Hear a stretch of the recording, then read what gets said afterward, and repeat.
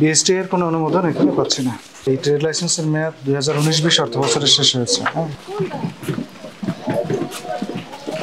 Knock করেন দেখি তো খুলে কিনা।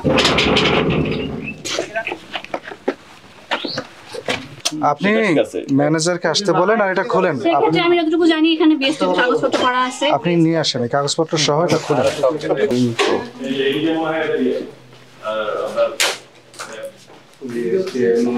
পাওয়া গেলে ভালো হতো। আপা অনেক কিছু জানেন।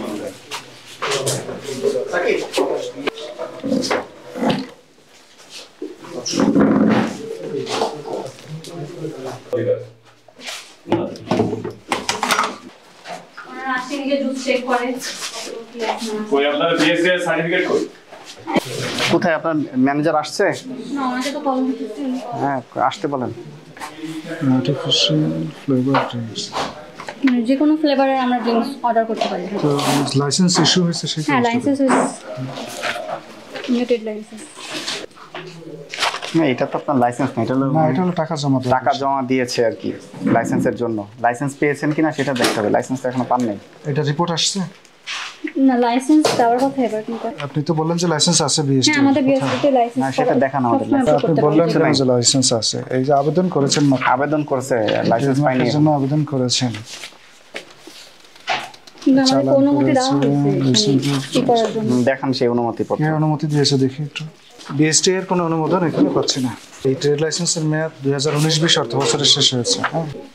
সিভিল সার্জনের প্রত্যয়নপত্র প্রিমিসেস লাইসেন্স, এটা 2022 সালে মেয়াদ উত্তীর্ণ হয়েছে। এটা নবায়ন হয়েছে। আপনার এখানে দেখলাম কিছু রং ব্যবহার করছেন, ওটা কি দেখেন প্রমাণ দেখেন।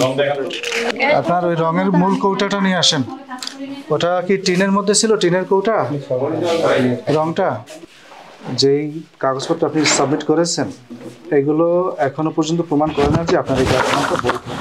রেজিস্ট্রেশন সনদ নাই, ট্রেড লাইসেন্স নিয়েছেন সেটি 2 বছর আগে মেয়াদ উত্তীর্ণ হয়ে গেছে। প্রিমিসেস লাইসেন্সও 2022 সালে মেয়াদ উত্তীর্ণ হয়ে গেছে। যে আপনাদের যে অনিয়মটা আমরা তদারকি করে পেলাম, অবৈধ প্রক্রিয়ায় খাদ্যপণ্য উৎপাদন প্রক্রিয়াকরণ, যেটা ভোক্তা অধিকার আইনের 43 ধারা লঙ্ঘনের অপরাধ, ঠিক আছে?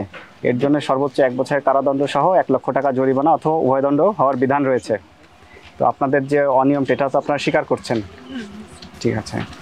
আপনাদেরকে আজকে সতর্ক করে 50,000 টাকা অর্থদণ্ড প্রদান করা হলো। একই সাথে আমরা আদেশ দিলাম আগামী 7 দিনের মধ্যে আপনাদের যত কাগজপত্র আছে, লাইসেন্স আছে, সেগুলো আমাদেরকে প্রদর্শন করতে হবে। আমরা এগুলো যাচাই বাছাই করে পুনরায় আবার নতুন করে সিদ্ধান্ত জানাবো, ঠিক আছে?